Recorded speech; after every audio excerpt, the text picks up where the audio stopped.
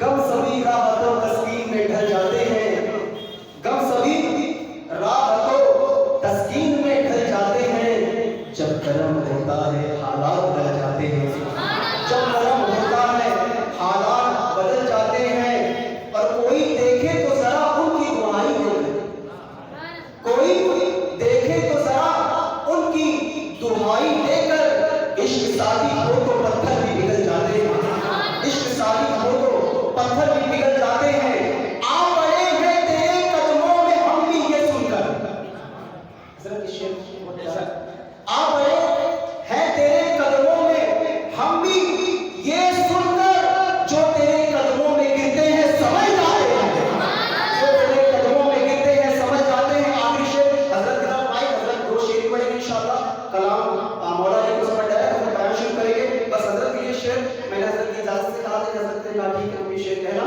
بڑا ہی پیارا سا غور سننا، بروز محشر میں عشق حیدری کا ٹیسٹ ہو،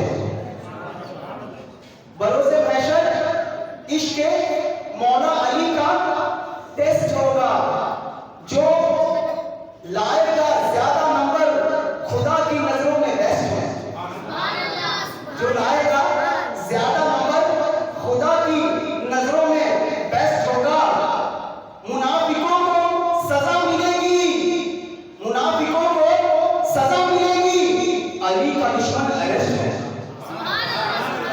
علی کا دشمن اریسٹ ہوگا۔ کیا تاکید حضرت کے سامنے، نعرہ تکبیر، نعرہ رسالت، علماء اہل سنت، مسلک اعلیٰ حضرت، جشن علی مولا، جشن ولادت امام علی، نعرہ تکبیر، نعرہ رسالت، ماشاءاللہ، نعرہ حیدری، نعرہ حیدری، نعرہ حیدری۔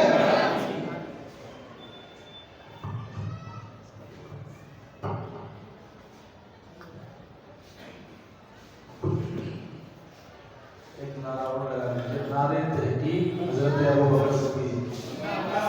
جب کبھی بھی نعرہ حیدری لگائیں تو اس سے پہلے نعرہ تحقیق بھی لگایا کریں، تو اس کے جواب میں کہیں حضرت ابوبکر صدیق۔ السلام علیکم ورحمۃ اللہ وبرکاتہ۔ الحمدللہ رب العالمین والصلاة والسلام علی اشرف الانبیاء والمرسلین وعلى آله وأصحابه أجمعين، أما بعد، فأعوذ بالله من الشيطان الرجيم، بسم الله الرحمن الرحيم، وعد الله الذين آمنوا وعملوا الصالحات، صدق الله العظيم، وصدق رسوله النبي الأمين المتين المبين المعين الأمي الكريم، ونحن على ذلك من الشاكرين والشاكرين والحمد لله رب العالمين۔ لائق مبارکباد ہے سنی دعوت اسلامی کی تحریک کی جو شام دھارابی کے اندر ہے، اس تحریک کے دھارابی کے بوتے رواں مبلغ سنی دعوت اسلامی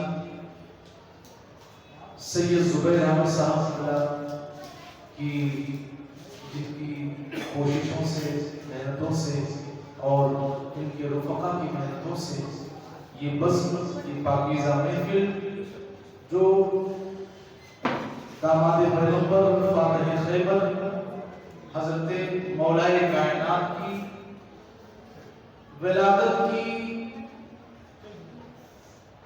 تاریخ سے منسوب ہے اور انعقاد پذیر ہے، میں دعا کروں کہ رب تبارک و تعالی ہم سب کی حاضری کو قبول فرمائے اور اس پاکیزہ مجلس کو ہم سب حاضرین و سامعین کے لیے ذریعہ نجات بنائے، کیونکہ ہمارے مبلغ سنی دعوت اسلامی علی جناب سید زبیر احمد صاحب کا یہ حکم تھا کہ چند اشعار بھی پڑھ دیں، حالانکہ وقت بالکل نہیں ہے، اصل میں کہیں جانا تھا اور ولیمہ میں جانا تھا۔ ایک بات یاد رکھیں کہ اگر کوئی شخص دعوت دے تو ضرور قبول کرنی چاہیے، اگرچہ آپ نہ کھائیں اس کے دروازے تک چلے جائیں، تو عام دعوتوں سے ولیمہ کا دعوت الگ ہوتا ہے۔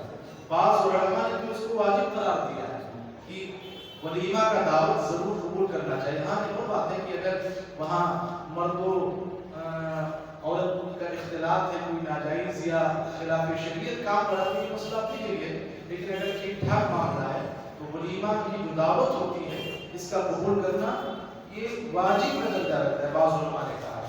تو آج وہیں پہ شرکت کے لیے جانا تھا، وقت بہت ہو گیا، لیکن میں آپ تمامی حضرات کے سامنے حاضر آ گیا۔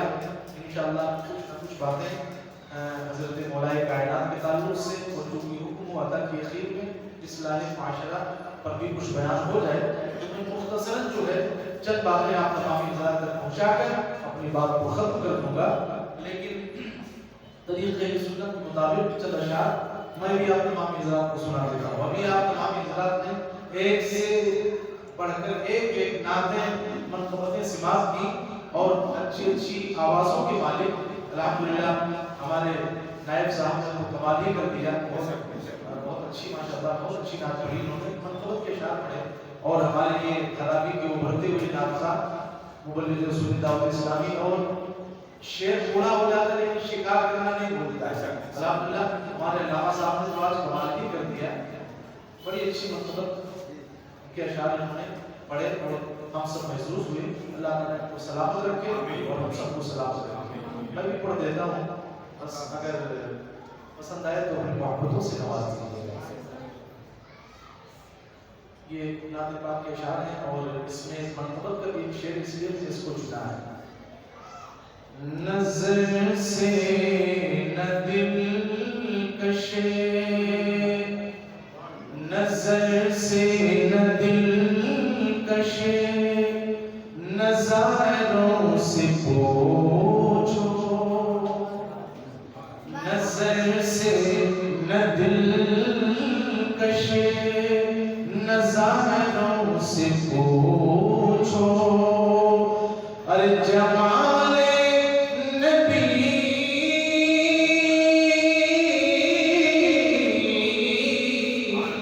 جمال نبی چاند تاروں سے پوچھو، جمال نبی چاند تاروں سے پوچھو۔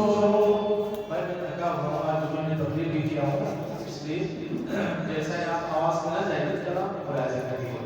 اور یہ بڑا پیارا شعر ہے، اگر یقین آپ کو حضور سے محبت ضرور ہے تو آپ اس شعر پہ خاموشی کا مظاہرہ نہیں کریں گے، میرا یہ دعویٰ ہے، ملاحظہ کریں کہ ہے خوشبو کی جان مصطفیٰ کا پسینہ، ہے خوشبو کی جان مصطفیٰ کا پسینہ، ارے نہ آئے یقین،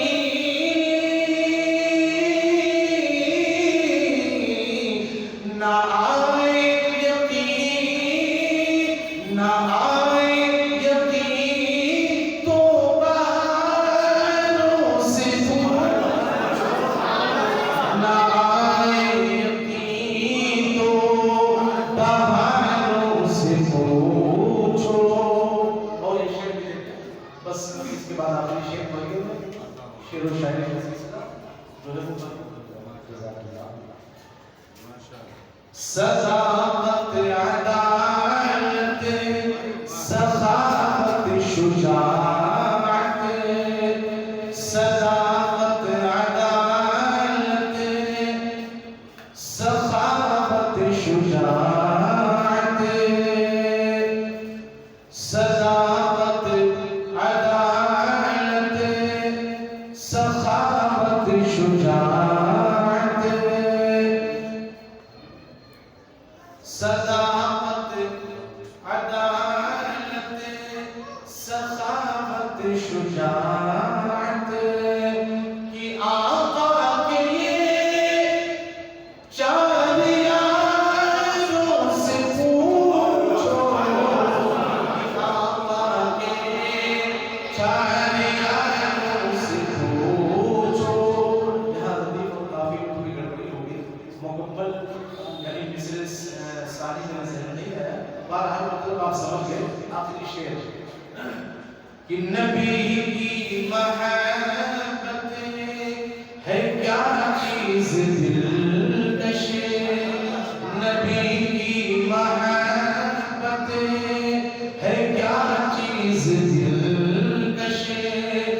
ارے مدینے کے ایمانداروں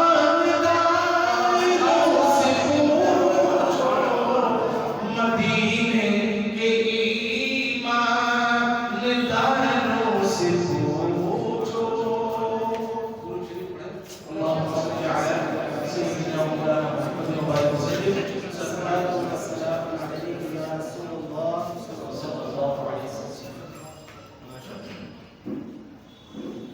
خاموش ہے تو دین کی پہچان علی ہے، خاموش ہے تو دین کی پہچان علی ہے، گر بولے تو لگتا ہے قرآن علی ہے، گر بولے تو لگتا ہے قرآن علی ہے. برادران ملت اسلامیہ، میں نے قرآن مقدسہ کی جس آیت شریفہ کی تلاوت کا آیت کا ایک حصہ تلاوت کرنے کا میں نے شرف حاصل کیا. اللہ تبارک و تعالی اپنے مقدس کلام کے اندر فرماتا ہے وعد اللہ الذین آمنوا منکم وعملوا الصالحات.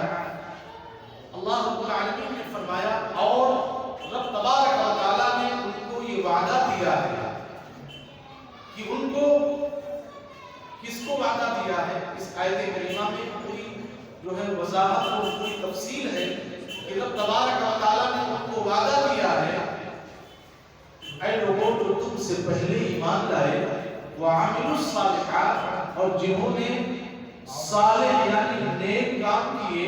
تو رب تبارک و تعالی نے اس آیت کے اندر فرمایا کہ اللہ تبارک و تعالی ضرور ان کو زمین کی خلافت عطا فرمائے گا اور جما دے گا ان کے لیے وہ دین جو رب نے ان کے لیے پسند فرمایا ہے.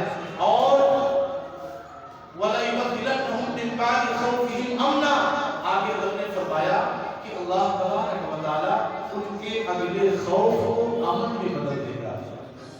یہ آیت کریمہ اس کی تفسیر مفسرین کرام اس کی تفسیر کرتے ہیں کہ یہ آیت کریمہ جو میں نے تلاوت کی اس کا ترجمہ آپ کو مختصر بتایا. تو یہ آیت کریمہ حضور نبی اکرم صلی اللہ علیہ وسلم کہ اصحاب کی شان میں نازل ہوئی.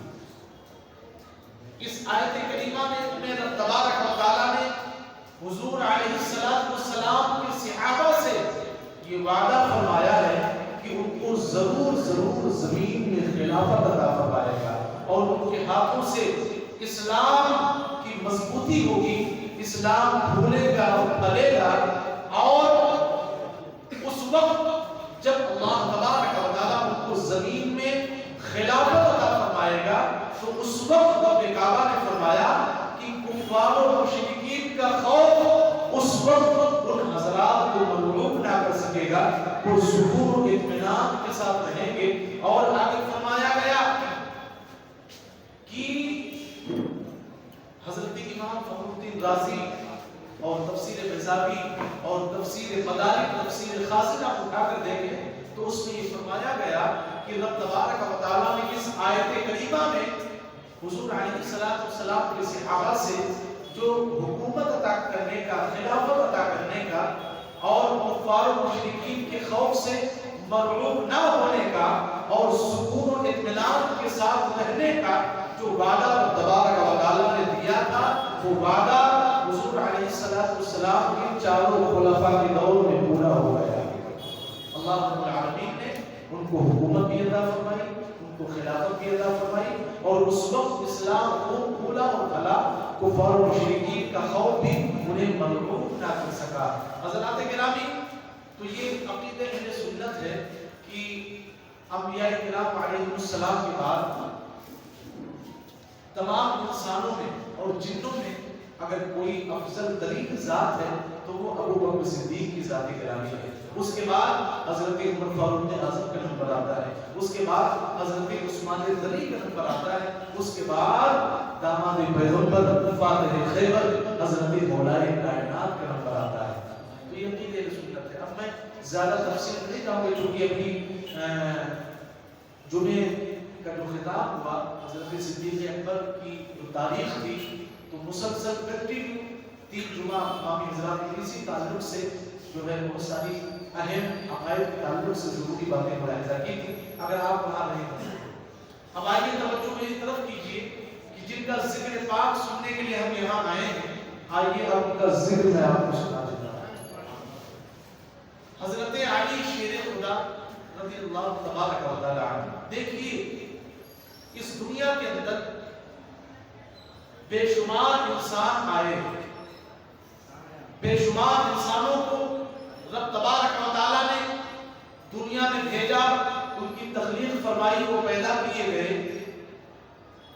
کچھ تو ایسے تھے کہ جن کے اندر کوئی کمال یا کوئی خوبی نہ تھی، اور بعض ایسے بھی ہوئے کہ جو فقط اپنے اندر چند اوصاف اور چند خوبیاں رکھتے تھے، مگر قربان چاہیے داماد مصطفیٰ فاتح خیبر حضرت علی مرتضیٰ کی وہ ذات گرامی ہے کہ آپ کے اندر بہت ساری خوبیاں، بہت سارے اوصاف موجود ہیں، اور بہت ساری خوبیوں کی جامع آپ کی ذات پاک ہے۔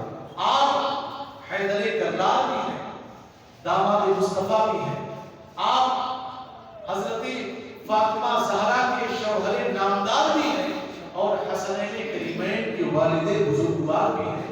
آپ فصاحت و بلاغت والے بھی ہیں، علم والے بھی ہیں، آپ حیدر کرار بھی ہیں، اور میدان خطابت کے شہسوار بھی ہیں۔ یعنی غرضے کی بہت ساری خوبیوں کی جامع اگر کسی کی ذات کو دیکھنا ہے، اللہ کی عزت کی قسم وہ مولا علی کی ذات پاک ہے۔ تو آپ کی ذات پاک بہت ساری خوبیوں کی جامع ہے، اسی لیے دنیا آپ کو مظہر العجائب والغرائب سے جانتی ہے، اور قیامت تک کسی نام سے، کسی لقب سے جانتی، مانتی اور پہچانتی رہے گی۔ حضرات گرامی، حضرت مولا کائنات کے تعلق سے آؤ، اپنے ذہن کو قریب کرو، آپ دیکھو 30 ہجری عام الفیل کے وقت حضرت مولا کائنات اس خاک گیتی پر تشریف لائے، آپ کی ولادت باسعادت ہوئی۔ جب آپ پیدا ہوئے تو اس وقت کی بات ہے کہ قریش جو ہے وہ قحط سالی کو مبتلا تھے، اور قحط سالی کا یہ عالم تھا کہ اس وقت کھانے پینے کے اشیاء ان کے پاس موجود نہ تھے، تو بھوک کی شدت جب ان کو بے چین کرتی تو کوئی درختوں کے پتے کھا کر جو ہے اپنی زندگی کو بچاتا، کوئی اور چیز کھاتا۔ اس قدر جو ہے قحط سالی کا عالم تھا کہ بھوک اور پیاس کی شدت سے لوگ تڑپ رہے تھے۔ ایسے وقت میں حضرت مولا کائنات اس دنیا میں تشریف لاتے ہیں۔ برادران ملت، تو جب ابو طالب کے ہاں حضرت مولا کائنات کی ولادت ہوئی تو اس وقت جو کہ غربت و افلاس کا دور تھا، غریبی کا عالم تھا، نبی پاک صلی اللہ علیہ وسلم نے ابو طالب کے عیال کو ہلکا کرنے کے لیے آقائے دو جہاں صلی اللہ علیہ وسلم نے حضرت مولا کائنات کو اپنی پرورش میں لے لیا۔ اب پیدا ہوتے ہی حضرت علی تاجدار کائنات صلی اللہ علیہ وسلم کی پرورش میں آ گئے، حضور کی پرورش کے کفیل ہوئے۔ تو حضرت علی کی شان یہ ہے کہ حضور علیہ السلام کے آغوش مبارک میں انہوں نے پرورش پائی، اس سے بڑھ کر سعادت عظمیٰ اور کیا ہو سکتی ہے۔ اور انہوں نے حضور علیہ السلام کی آغوش میں رہ کر اپنی آنکھوں کو جب کھولا ہے تو سب سے پہلی جو چیز ان کے ماتھے کی نگاہوں کے سامنے تھی، اللہ کی عزت کی قسم، وہ مصطفیٰ جان عالم صلی اللہ علیہ وسلم کا روح سے بات۔ انہوں نے دنیا کی جس پہلی چیز پر نظر ڈالی ہے وہ مصطفیٰ جان عالم کا چہرے مبارک تھا۔ تو حضرات گرامی، تو حضور کی پرورش میں رہے، حضور کی باتیں سنی، حضور کی عادتیں سیکھی، اس لیے حضرت علی کا دامن ہمیشہ بتوں کی نجاست، غلاظت اور گندگی سے محفوظ رہا، اس لیے آپ کا لقب کرم اللہ بالکل نہیں۔ حضرات گرامی، بس مختصراً ایمان لانے کا واقعہ بھی آپ کو بتا دوں کہ حضرت علی شیر خدا کے تعلق سے مورخین نے جو ہے بہت ساری باتیں کی ہیں، اس پر کلام کیا ہے، اور اقوال و بیانات بھی مختلف ہیں، بہت سے لوگوں نے یہ کہا کہ 10 سال کی عمر میں حضرت علی اسلام لائے. کسی نے 9 سال بتایا. تاریخ الخلفاء کے اندر آتا ہے کہ 8 سال کی عمر میں حضرت علی نے اسلام قبول کیا. یعنی بچوں میں جس ذات پاک نے سب سے پہلے اسلام کا کلمہ پڑھا اور اسلام کے اندر اپنا داخلہ لیا، وہ ذات حضرت مولا کائنات کی ذات گرامی ہے. تو جانتے ہو تو اعلیٰ حضرت فاضل بریلوی نے بھی لکھا فتاوی رضویہ شریف میں کہ جس وقت آپ نے اسلام قبول کیا اس وقت آپ کی عمر 8 یا 10 سال تھی. تو باہر کا چاہے 8 سال یا 10 سال ہو، یہ ثابت ہو گیا کہ بچوں میں سب سے پہلے ایمان لانے والی ذات مولا کائنات کی ذات پاک ہے. حضرت مولا کائنات کو دیکھو کہ حضور علیہ السلام کی پرورش میں ہے. جب بڑے ہوئے ایک دن انہوں نے دیکھا کہ نبی پاک صلی اللہ علیہ وسلم اور حضرت خدیجہ کبریٰ رضی اللہ عنہا یہ دونوں حضرات مکان کے اندر رب تبارک و تعالیٰ کی عبادت کر رہے ہیں، نماز پڑھ رہے ہیں. جب حضرت علی نے یہ منظر دیکھا، ابھی ایمان سے مشرف نہیں ہوئے، ابھی انہوں نے اسلام کو سمجھا نہیں، ابھی اسلام کے جو احکامات ہیں ابھی ان کو سیکھا نہیں، ان پر ظاہر نہیں کیا گیا ہے. جب انہوں نے دیکھا کہ حضور علیہ السلام اور حضرت خدیجہ کبریٰ یہ دونوں حضرات نماز پڑھ رہے ہیں، اللہ کی عبادت کر رہے ہیں، تو ان کی سمجھ میں نہ آئی یہ بات کہ آخر یہ لوگ کیا کر رہے ہیں. جب حضور علیہ السلام نماز سے فارغ ہوئے تو حضرت علی مصطفیٰ کے قریب جاتے ہیں اور آقا علیہ السلام کی بارگاہ میں مولا کائنات عرض کرتے ہیں کہ یا رسول اللہ صلی اللہ علیہ وسلم ذرا یہ بتائیے کہ آپ مکان کے اندر کھڑے ہو رہے تھے، جھک رہے تھے، پھر اپنی پیشانی کو زمین پر رکھ رہے تھے، یہ ماجرا سمجھ میں نہ آیا.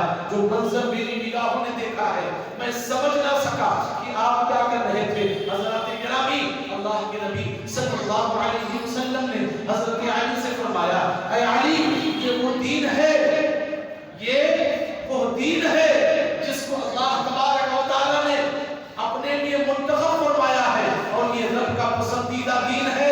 اے علی میں بھی تمہیں اسی دین کی طرف بلاتا ہوں، میں بھی تمہیں دین اسلام کی طرف بلاتا ہوں اور تنہا اس خدا کی طرف میں بلاتا ہوں جو وحدہ لا شریک ہے، جس کی عبادت کر رہا تھا، جس کی یاد کو قائم کر رہا تھا، جس کا ذکر کر رہا تھا، جس کا نام میں لے رہا تھا. وہ تنہا ہے، اکیلا ہے، لہذا اس کے ساتھ کوئی شریک نہیں، وہ وحدہ لا شریک ہے. اے علی میں بھی تمہیں ایسے اچھے اور پیارے دین کی طرف بلاتا ہوں، اسلام کی طرف بلاتا ہوں. جانتے ہو اس وقت حضرت مولا کائنات نے عرض کیا کہ جب تک میں اپنے باپ ابو طالب سے اس تعلق سے پوچھ نہ لوں، معلومات حاصل نہ کر لوں، اس وقت تک میں آپ کی باتوں کو مان نہیں سکتا، یا آپ نے جن باتوں کو میرے سامنے پیش کی ہے میں ان کو یقین نہیں کر سکتا، ان پر عمل نہیں کر سکتا. اللہ کے نبی صلی اللہ علیہ وسلم نے فرمایا کہ اے علی، چونکہ حضور کو راز کا فاش کرنا یہ حکمت عملی کے تحت اس وقت منظور نہ تھا، اس لیے حضور نے فرمایا کہ اے علی اگر تم اس وقت ایمان نہیں لاتے ہو تو کوئی بات نہیں، مگر یہ بات جو تم نے دیکھی ہے، مجھے نماز پڑھتے ہوئے دیکھا ہے، ذکر کرتے ہوئے دیکھا ہے، اس بات کو آؤٹ نہ کرنا، لوگوں میں اس کا چرچا نہ کرنا، اس کو ظاہر نہ کرنا، اس کو ظاہر نہ کرنا، اس کو بیان نہ کرنا.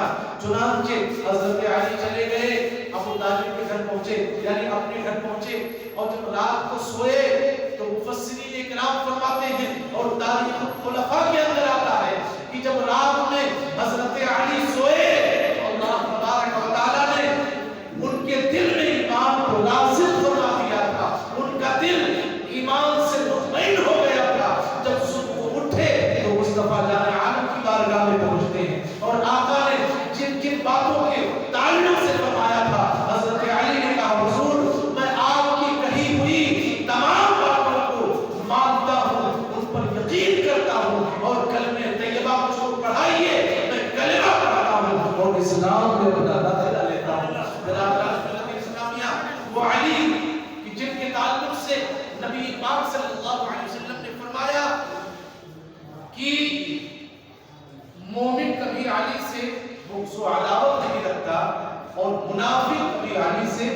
محبت نہیں رکھتا. منافق کبھی علی سے محبت نہیں کر سکتا، اور جو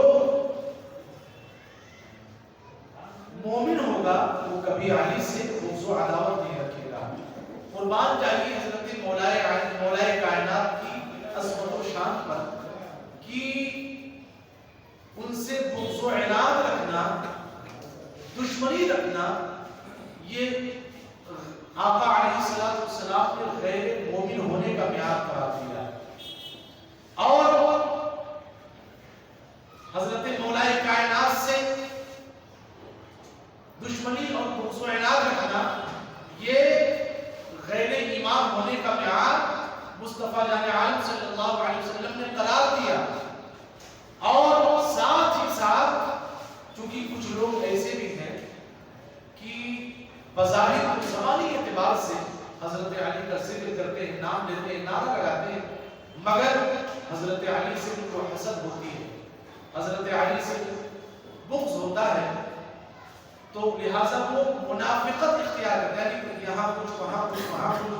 تو حضور نے فرمایا کہ منافق جو ہوتا ہے تو منافق کبھی بھی حضرت علی سے محبت کر ہی نہیں سکتا، اور مومن کبھی حضرت علی سے بغض و عناد رکھ نہیں سکتا. تو یہ شان حضرت مولا کائنات کی ہے.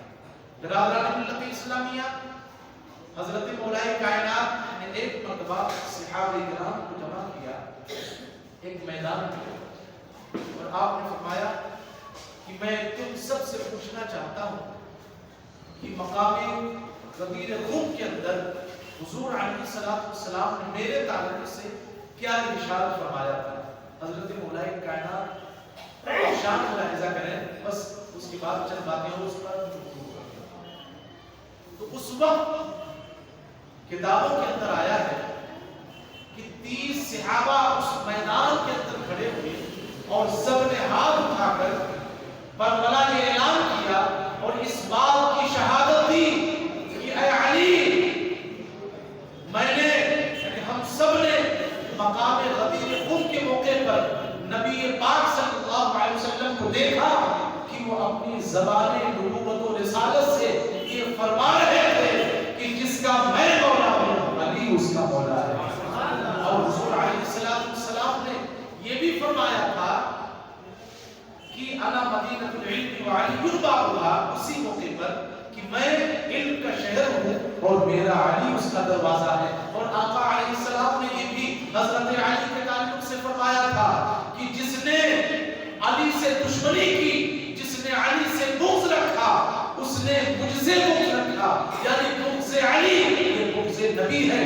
تو حضور فرماتے ہیں کہ جس نے علی سے دشمنی کی، بغض رکھا، اس نے مجھ سے بغض رکھی، مجھ سے دشمنی کی، اس نے مجھے ایذا پہنچائی، اور جس نے مجھے ایذا پہنچائی اس نے اللہ کو ایذا دی، اور جس نے اللہ کو ایذا دی اللہ تبارک و تعالی اس کی گرفت فرمائے گا اور اس پر سختیاں فرمائے گا. حضرات گرامی، حضرت مولا کائنات کا مقام آپ دیکھو کہ جس وقت ہجرت مدینہ مکہ شریف سے صحابہ کرام کا قافلہ، ایمان والوں کا قافلہ جب ہجرت کر کے مدینہ پہنچا تو عقد مواخات یعنی بھائی چارگی کا معاملہ حضور نے قائم فرمایا. تو اس وقت چونکہ جتنے مہاجر صحابی تھے انہوں نے حضور کی محبت میں اپنا گھر چھوڑا، سب کچھ چھوڑا، جائیداد چھوڑی، سارا سرمایہ اللہ اس کے رسول کی محبت کو قربان کر دیا، اور حضور کے پیچھے پیچھے چلتے ہوئے وہ سارے کے سارے حضرات ایمان والے، سارے کے سارے صحابی مدینہ منورہ حضور علیہ السلام کے ساتھ آ گئے. تو اب اس وقت ظاہر سی بات ہے کہ جب سارا سرمایہ مکہ کے اندر چھوڑے تو یہاں کچھ نہیں، نہ گھر ہے، نہ مکان ہے، نہ جائیداد ہے، نہ کاروبار ہے، کچھ نہیں ہے. تو اس وقت حضور علیہ السلام نے مہاجر یعنی جو ہجرت کر کے آئے تھے صحابی ان کو ایک طرف کیا، اور جو انصار یعنی جو مدینہ منورہ کے صحابی تھے ان کو ایک طرف کیا.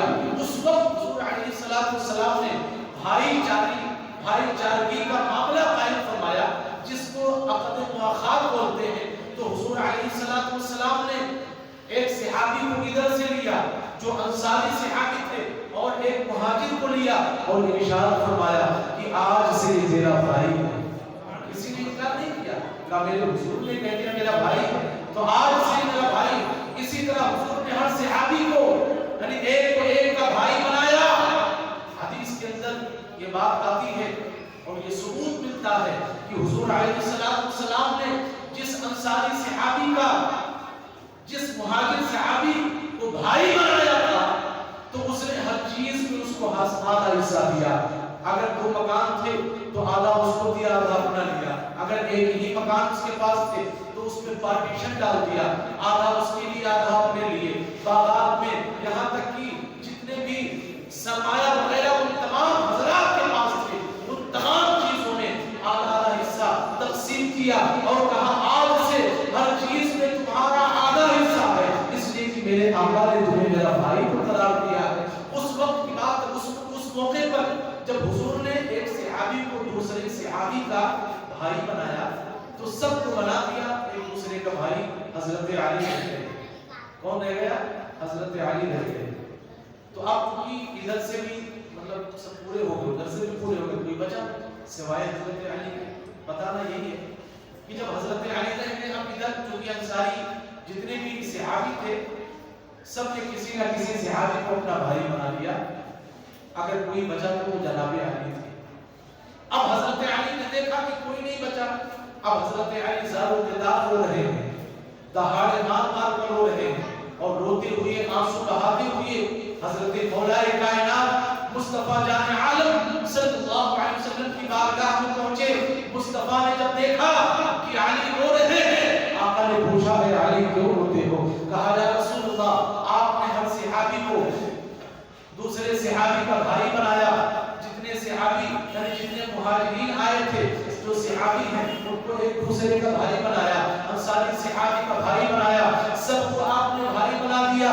مگر آقا مولا میں رہ گیا، آپ نے مجھے کسی کا بھائی نہیں بنایا، میں اکیلا اور تنہا رہ گیا.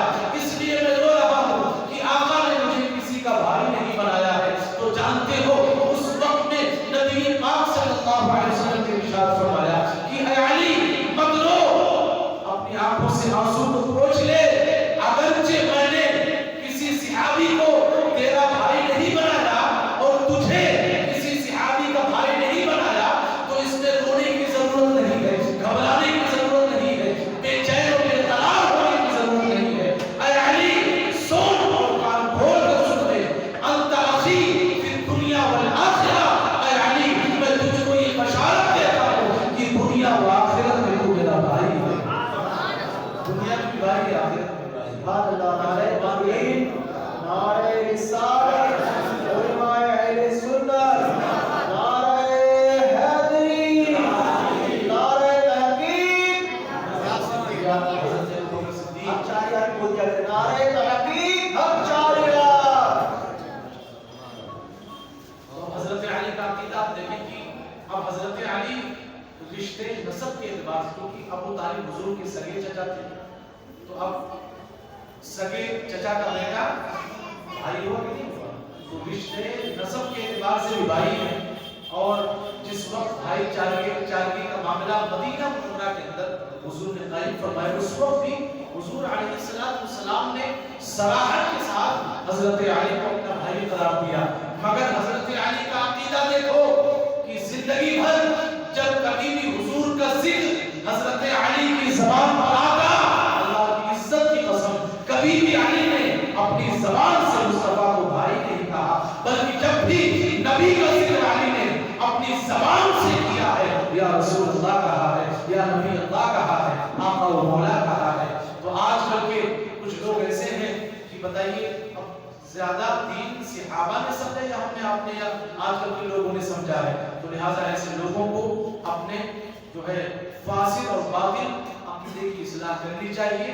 برادران اکرام کو اسے ذہن بنا کے آیا کہ بہت ساری باتیں بتاؤں گا، لیکن اب وقت کی طرف سے اجازت نہیں، اسے بھی کافی تاخیر ہو گئی ہے. اب اخیر میں چلتے چلتے کچھ اہم اور ضروری باتیں بتا رہا ہوں. دیکھیے الحمدللہ ہم لوگ اہل سنت ہیں، مجلسیں قائم کرتے ہیں، اللہ والوں کا، صحابہ کا، اہل بیت کا ذکر سنتے ہیں. تو یاد رکھیں خالی مجلسیں منعقد کرنا یا کسی ولی بزرگ صحابی اہل بیت کا ذکر کرنا، ان کا کافی نہیں ہے. اب حضرت علی کی زندگی آپ دیکھو کہ ایک وقت کی نماز مقام صحبہ میں چھوٹ گئی تھی اور وہ بھی ان کے پاس کون تھا, ان کے قریب میں کون تھا؟ ارے احکام شرعیہ کے مالک مصطفیٰ تھے. اس کے باوجود بھی عبادتی جوش نے ایسا جوش مارا کہ حضرت علی کی آنکھوں سے آنسو جاری ہو گیا. یعنی ایک وقت کی نماز کا مسئلہ تھا اور احکام شرعیہ کا مالک علی کی گود میں لیٹا ہوا ہے, اس کے باوجود بھی حضرت علی رو رہے ہیں. تو یہ جذبہ تھا. تو آج ہم کیا کرتے ہیں, ہمارا آپ کا مزاج کیا بن گیا ہے؟ خالی مجلسیں منعقد کر لیتے ہیں, لنگر جاری کر دیتے ہیں, حضرت علی کا نعرہ خوب لگاتے ہیں, غوث و خواجہ کا نعرہ خوب لگاتے ہیں, لنگر اٹھاتے ہیں, فاتحہ اور سارے ثواب کی مجلسیں منعقد کرتے ہیں. اس میں کوئی شک نہیں کہ یہ سارے کے سارے کام خیر کے ہیں, ثواب کے ہیں, اللہ کی بارگاہ سے اجر ملتا ہے یہ سارے کام جو کیے جاتے ہیں. مگر یاد رکھیں یہ سارے کام نہ فرض ہے نہ واجب ہے بلکہ مستحب کا درجہ رکھتے ہیں. اور آپ فقہاء اہل سنت کا قول اگر آپ دیکھیں پڑھیں تو آپ کو پتہ چلے گا کہ اگر فرائض و واجبات پر عمل نہ ہو تو مستحب کا ثواب ملتا ہی نہیں ہے, بلکہ یہاں تک فرمایا گیا کہ مستحب اللہ کی بارگاہ میں قبول ہی نہیں ہوتا ہے. آپ لوگ اپنی زبان میں کھا کے دیکھیں, آج ہمارا نوجوان, آج یہ فیشن کا یہ دور ہے اور اسکولوں کالجوں اور یونیورسٹیوں میں جو مرد و زن کی مخلوط تعلیم ہے, تو اب ہمارے نوجوانوں کا اور خاص طور سے کارخانے میں ادھر ادھر جو کام کرتے ہیں جن کی عمر 25 سے 30 سال کے قریب ہے, تو ان نوجوانوں کا یہ مزاج بن گیا ہے کہ کھیل تماشا کیا جائے اور ادھر ادھر بیٹھ کر اپنا قیمتی وقت ضائع کیا جائے. اذان ہوتی رہتی ہے, نہ اذان کا احترام ہے اور نہ ہی نماز کا احترام ہے. اذان ہوتی رہتی ہے, ہو جاتی ہے, دوسرا وقت بھی آ جاتا ہے, مگر علی کا نعرہ لگانے والوں کو غوث کا دامن پکڑنے کا غوث کا دامن پکڑ کر رکھنے والوں, یعنی رکھنے والے جو ہیں جو دعویٰ کرتے ہیں غوث کا دامن پکڑے ہیں, ان کا حال یہ ہے کہ اذان ہوتی ہے, نماز ہو جاتی ہے, مسجدیں خالی رہتی ہیں اور پنج وقتہ نماز کی پابندی نہیں کرتی ہے. تو حضرات کرام کی میں عرض یہ کر رہا ہوں کہ نوجوانوں کا یہ مزاج بن گیا ہے کہ یہ جو زندگی ہے 20 سے 35 سال تک کی عمر والی کی یہ زندگی ہے, یہ عیش کرنے والی زندگی ہے, مزے لوٹنے والی زندگی ہے, سیر و سیاحت یعنی تفریح کرنے والی زندگی ہے. یہ مزاج بن گیا ہے.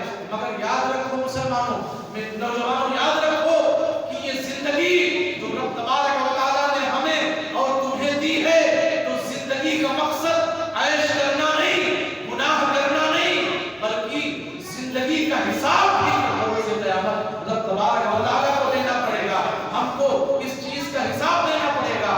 رب تبارک و تعالیٰ پوچھے گا کہ ہم نے تمہیں جوانی عطا کی تھی, ذرا بتا اپنی جوانی کو کس کام میں تمہیں گزاری, کس کام میں اپنی جوانی کو تم نے گزارتے ہوئے اپنی زندگی کو آگے بڑھایا. لہٰذا ہر چیز کا حساب دینا پڑے گا.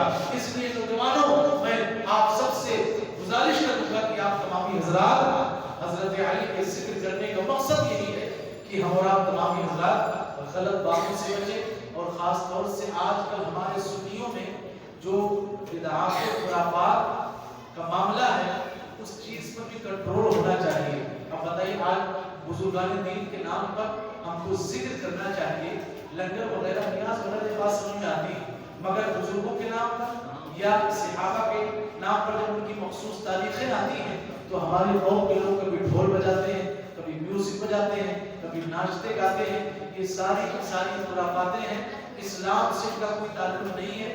یہ بدعات و خرافات ہیں جو ہمارے معاشرے کے اندر آ گئے ہیں اور رائج ہیں. لہٰذا اس سے اپنے آپ کو دور رکھیے اور خود نیک بنیے اور پورے معاشرہ کو نیک بنائیے. یہی مقصد ہے آج کہ اس بزم کے انعقاد کا. اللہ تبارک و تعالیٰ کی بارگاہ میں دعا ہے کہ مولا کریم ہم سب کو حضرت مولا کائنات کی ولادت کی برکتوں کا صدقہ عطا فرمائے اور ہم سب کو تعلیم وفات تک نیک بننے اور نیک کام کرنے کی طاقت و قوت اور صلاحیت عطا فرمائے. ہر برائی ہر خرابی سے ہم سب کو بچائے اور صحیح معنوں میں ہم سب کو مومن اور مسلمان بنائے. وما علينا إلا البلاغ المبين. السلام عليكم ورحمة الله.